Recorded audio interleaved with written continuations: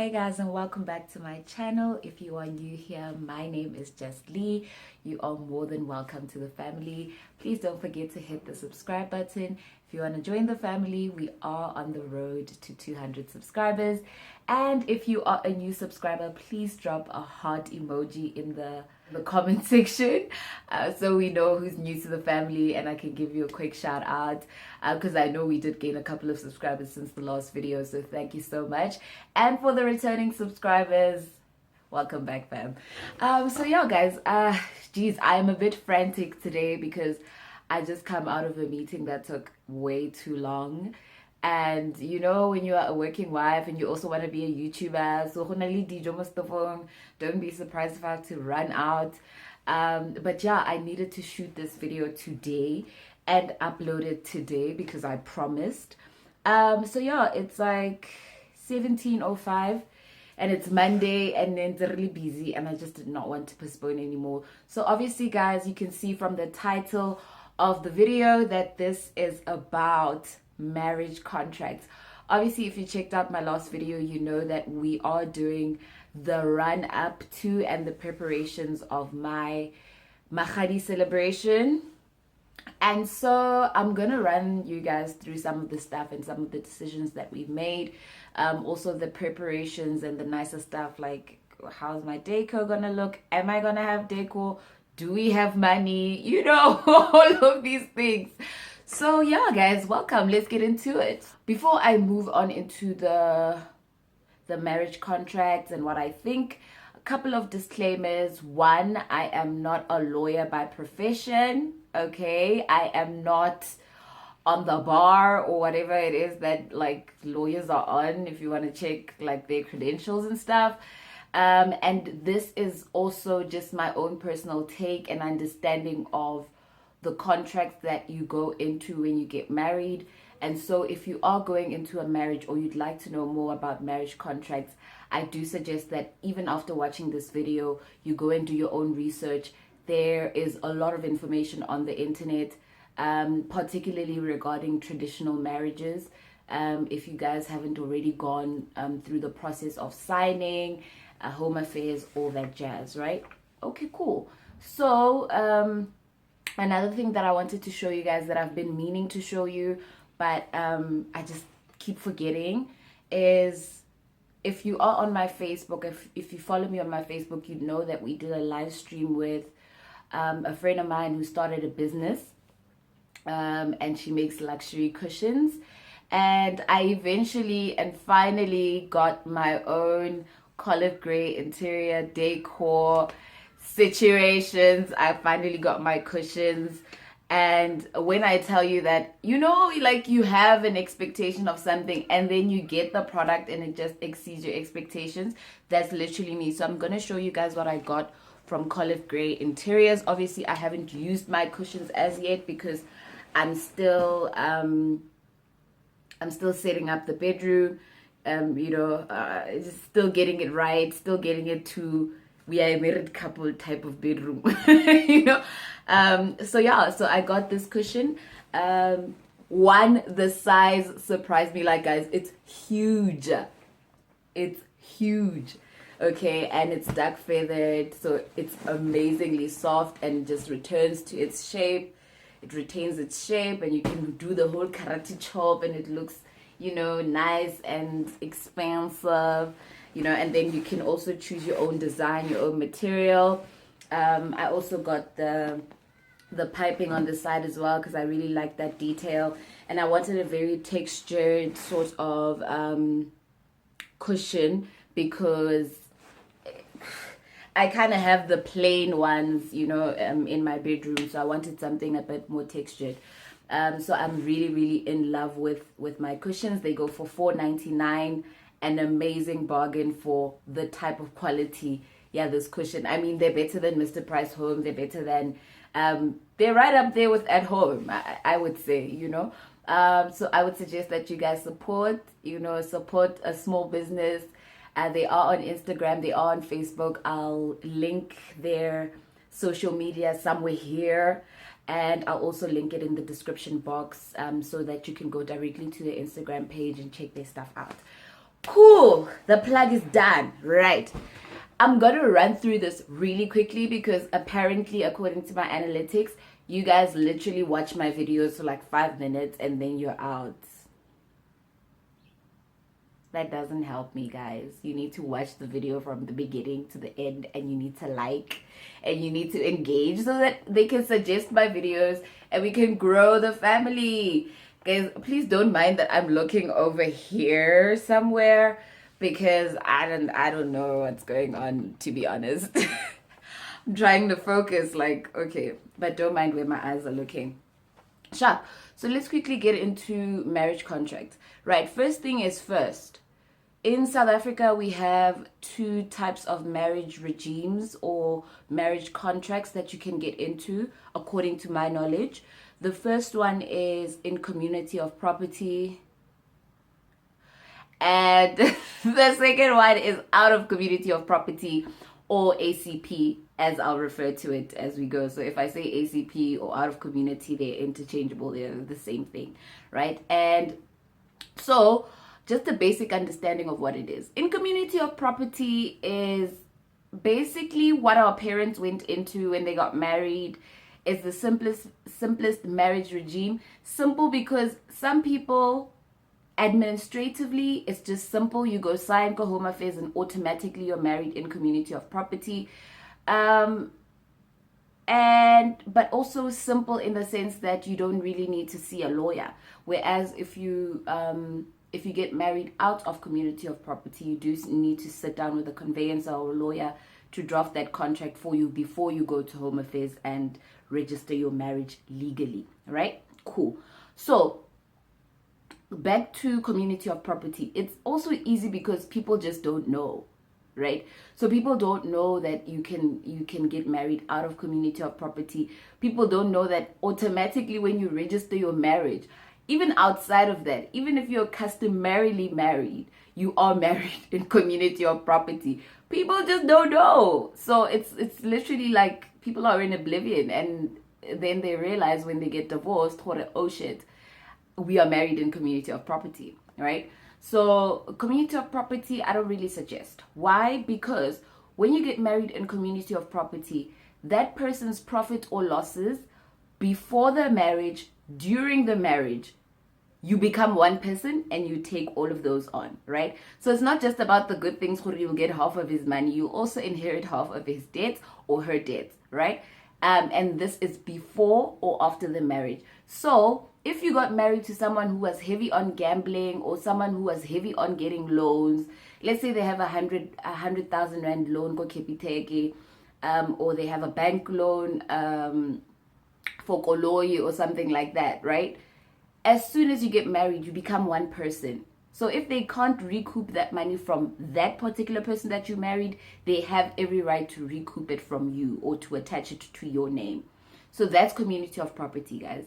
And then out of community of property means just that, is that you are not liable for this person's liabilities. You are not, you're not going to gain anything in terms of their profits. Before the marriage, during the marriage, doesn't matter. You and that person are two separate legal and financial entities, right? And under the regime of ACP, or out of community of property, there's two considerations to make. So do you want to get married out of community of property with accrual, meaning whatever you guys get inside the marriage, joint assets, you will share if the marriage gets dissolved, whether through death or divorce, right? Meaning you are still protected as separate legal and financial entities. However, whatever you've accrued in the marriage, whatever you've gotten together in terms of assets, you will have to break up equally between the two of you guys once the marriage is dissolved. Cool. And then the other one is out of community of property without accrual. So it's completely out of community of property. It's literally like you guys did, you guys are the way you were before you got married. So whatever debts, whatever assets you acquire, anything that happens in your financial capacity is yours independently on your own.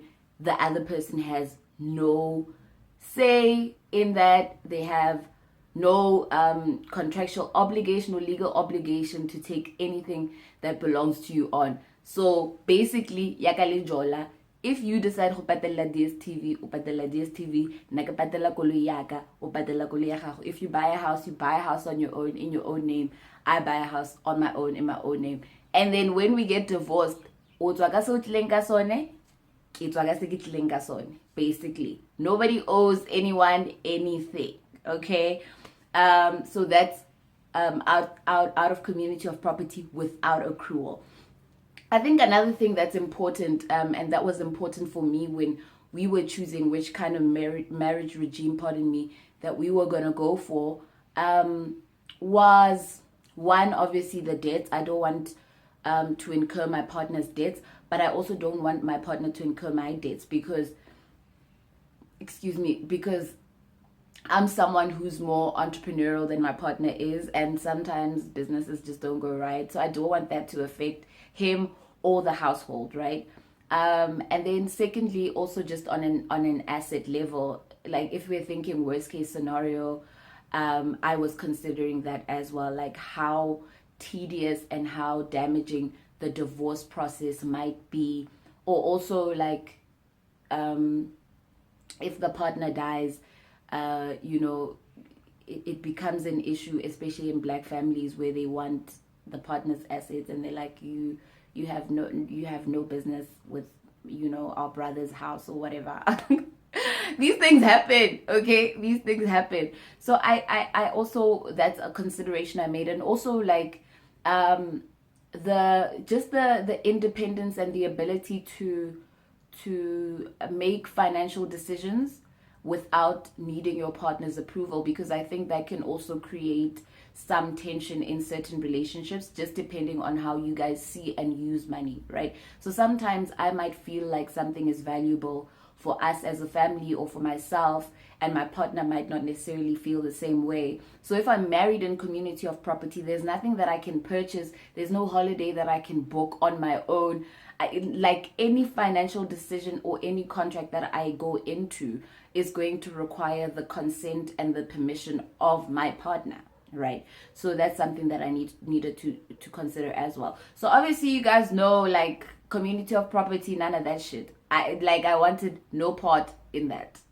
No part. And this is not because, honey, I own 3 mansions and a house with a view somewhere on the beach. No, none of that, okay? But I just feel like it's just not a regime that speaks to me. Like, I need some form of independence and also some form of insurance for myself and also for my partner in terms of the debts we incur throughout the marriage, right? Not thinking worst case scenario anything, but also I think it's important, I'm sorry if I'm losing my train of thought or I'm going on a tangent, but I think it's also important to note that when you do go into a traditional marriage, so a customary marriage, it is recognized and you will be, as I said in the beginning of the video, married in community of property unless you get a contract before the celebrations actually happen. So you guys can go research that. We know that the law has been, up in arms about this particular issue, the legislation and all of that, particularly around, reference to the HHP Lerato Sengadi issue. I think that also played a great precedence in terms of how the law sees customary marriages and marriage contracts. So if unsitse lobola, whether unsitse 200 or 100 tau, and you guys celebrated and you were welcomed into the family, sometimes you don't even need to be welcomed into your marital home. Like, once magadi antitswe afeditswe and there's a celebration, automatically you are married in community of property. So I think Black people need to be aware of how our customs are also legally framed, and how that might affect us in the long run, especially if we don't do our research and we don't know.